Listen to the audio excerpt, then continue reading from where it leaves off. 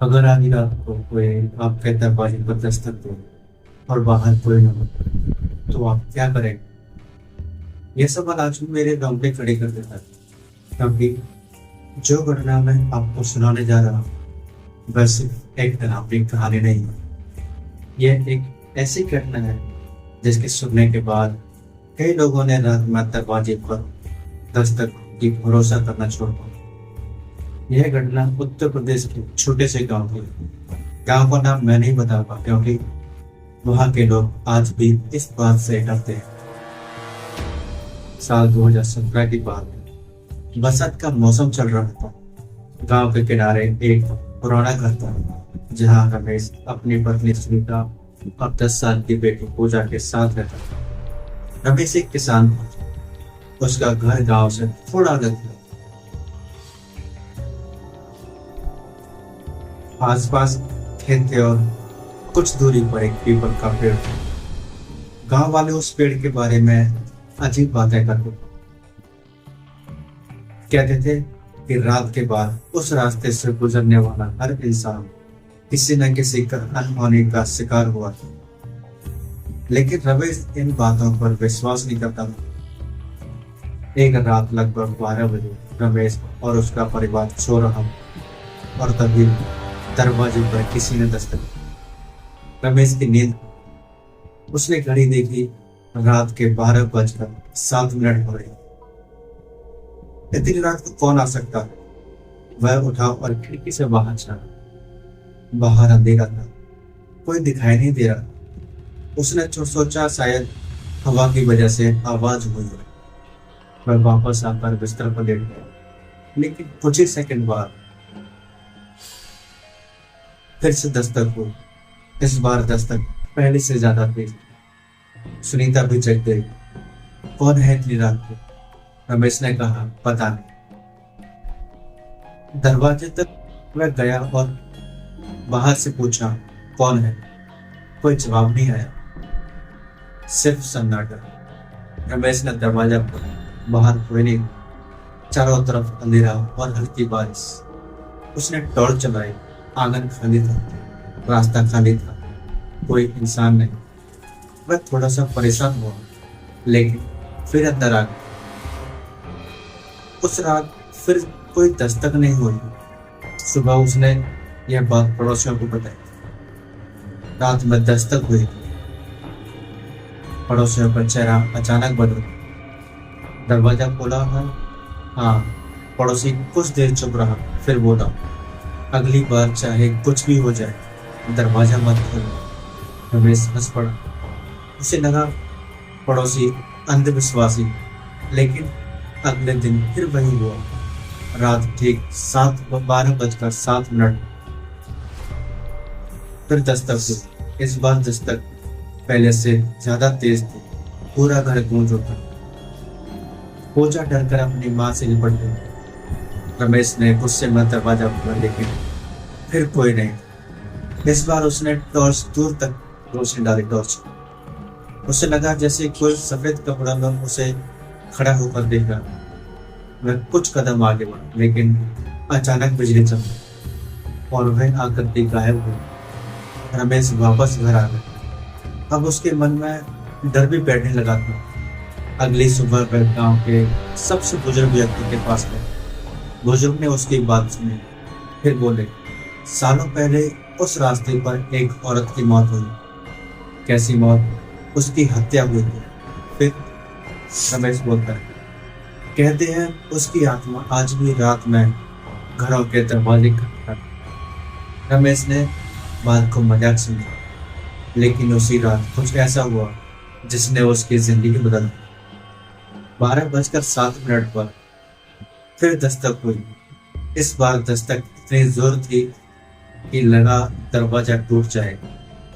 फिर एक बार एक आवाज आई, एक औरत की आवाज। दरवाजा को सुनीता के चेहरे का रंग उड़ गया। पूजा रोने लगी। रमेश के हाथ कांपने लगे। कौन है? बाहर से आवाज आई, मुझे अंदर आने दो। लेकिन उसमें कुछ ऐसा था जो दिल में डर भर दे। रमेश ने खिड़की से झांका और जो उसने देखा उसकी चीख निकल गई। एक औरत दरवाजे के सामने खड़ी थी। उसके लंबे बाल चेहरे पर बिखरे हुए, सफेद कपड़े कीचड़ से सने हुए थे। रमेश पीछे हट गया। सुनीता रोने लगी। बाहर से फिर आवाज आई, दरवाजा खोलो। फिर अचानक दस्तक और तेज हो गई। पूरा घर कांपने लगा। लगभग 10 मिनट तक यही सिलसिला चलता रहा। फिर अचानक सब शांत हो गए। सुबह हुई। रमेश ने बाहर जाकर देखा, दरवाजे पर कीचड़ भरे पैरों के निशान। लेकिन अजीब बात यह थी कि निशान घर तक आए थे, वापस नहीं गए। जैसे जो भी आया था वह गायब हो गया। उस दिन से रमेश का पूरा परिवार बुरी तरह से डर गया। लेकिन असली डर भी बाकी था। उस रात दस्तक नहीं हुई, लेकिन रात के लगभग 2 बजे पूजा चीखते उड़ गई। वहां वो औरत खिड़की पर है। सबकी नींद खुल गई। रमेश भागकर खिड़की तक पहुंचा और उसका खून जम गया। खिड़की के बाहर वही औरत खड़ी थी। उसकी आंखें पूरी तरह सफेद। वह मुस्कुरा रही, धीरे धीरे, अब मानवीय तरीके से। फिर उसने अपनी उंगली खिड़की पर रखी और कांच पर लिख दिया, मैं अंदर आऊंगी। अगले ही पल वह गायब हो गई। सुबह गांव में यह खबर फैल गई। अब किसी को शक नहीं था। गांव वाले बोले वह वापस आ गई। पता चला कि वर्षों पहले जिस औरत की हत्या हुई थी उसका नाम कमला था। उसका शव पूरी तरह नहीं मिला था। लोग मानते थे कि उसकी आत्मा भटक रही। उस रात गांव के कुछ लोग रमेश के घर रुके, लेकिन रात 12:07 पर फिर दस्तक हुई। इस बार सिर्फ रमेश नहीं, घर में मौजूद 7 लोगों ने सुनी। फिर दरवाजे के बाहर से आवाज आई, मुझे मेरा घर चाहिए। सभी के चेहरे पीले पड़े।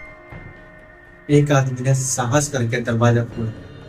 बाहर कोई नहीं, लेकिन पीपल के पेड़ के नीचे एक औरत खड़ी दिखाई। सबने देखा और अगले ही पल वह हवा में गायब हो गई। उस घटना के बाद गांव में दहशत फैल गई। रात होते ही लोग घरों से निकलना बंद हो गए। लेकिन डर यही खत्म नहीं हुआ। कुछ दिनों बाद रमेश की बेटी पूजा अचानक बीमार पड़ गई। वह रात में नींद में बातें करने लगी। एक ही बात दोहराती, वह मुझे बुला रही।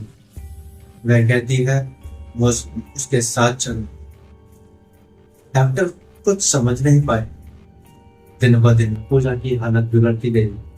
फिर एक रात उसने अचानक आंखें खोली और ऐसी आवाज बोली जो उसकी नहीं थी, तुमने मेरा घर ले लिया। पूरा परिवार डर गया। गांव वालों ने एक तांत्रिक को बुलाया। तांत्रिक ने घर में प्रवेश करते ही कहा, यह कोई है। उसने पूजा को देखा, फिर बोला, जो आत्मा यहाँ है वह बहुत क्रोधित है। पूरी रात पूजा के पास मंत्र पड़े गए। अचानक कमरे का तापमान गिर गया। खिड़कियां अपने आप खुलने लगी, दरवाजे हिलने लगे और फिर वही दस्तक, लेकिन इस बार घर के बाहर नहीं, कमरे के दीवार के अंदर से, जैसे कोई दीवार के दूसरी तरफ बढ़ा। सब लोग कांपने लगे। तांत्रिक ने जोर जोर से मंत्र पढ़ना शुरू किया। अचानक पूजा बेहोश हो गई और दस्तक बंद हो गई। अगले दिन गांव वालों ने पुराने रिकॉर्ड निकलवाए। तब पता चला कि जहां रमेश का घर बना था वहीं कभी कमला का घर हुआ करता था। उसकी हत्या के बाद घर तोड़ दिया गया था और वर्षों बाद उसी जगह एक नया मकान बना दिया गया था। अब सब कुछ समझ आने लगा। कमला की आत्मा उसी घर में लौटना चाहती थी। फिर गांव वालों ने मिलकर उस जगह की पूजा करवाई। कमला का नाम से दीपक जलाया गया और उसकी आत्मा की शांति के लिए प्रार्थना की गई। उस रात पहली बार कोई दस्तक नहीं हुई। 1 दिन बीता, 2 दिन बीता, 1 सप्ताह, फिर 1 महीना। सब कुछ सामान्य हो गया। पूजा भी ठीक हो गई। लोगों ने राहत की सांस ली। लेकिन कहानियां खत्म नहीं होती। लगभग 6 महीने बाद गांव में एक नया परिवार आया। उन्होंने गांव के दूसरे छोर पर घर लिया। उन्हें पूरी घटना के बारे में कुछ पता नहीं। पहली रात 12:07 पर उनके दस्तक हुए थे दरवाजे पर, और बाहर से एक औरत धीमी आवाज में आई, दरवाजा खोलो। आज भी उस गांव के लोग कहते हैं कि बरसात की कुछ रातों में ठीक 12:07 पर किसी अनदेखी शक्ति की दस्तक होती है। जो लोग उत्सुकता में दरवाजा खोल देते हैं, वे दावा करते हैं कि उन्हें सफेद कपड़ों में एक औरत दिखाई देती है। कुछ लोग कहते हैं वह मदद मांगती है, कुछ कहते हैं वे अपना घर खोज रही है, और कुछ कहते हैं कि वह किसी को अपने साथ लेने आए। सच्चाई क्या है कोई नहीं जानता, लेकिन अगर कभी आधी रात को आपके दरवाजे पर 3 बार दस्तक हो और बाहर कोई न दिखाई दे, तो शायद दरवाजा खोलने से पहले एक बार जरूर सोचेगा, क्योंकि हर दस्तक मेहमान के नहीं बनती। कुछ दस्तकें अतीत के अधूरे रहस्यों की भी होती। दोस्तों, आपको कहानी कैसी लगी कमेंट सेक्शन में जरूर बताएं। लाइक करें, शेयर करें और चैनल को सब्सक्राइब करें। मिलते हैं आपसे एक और अगले वीडियो। तब तक के लिए धन्यवाद।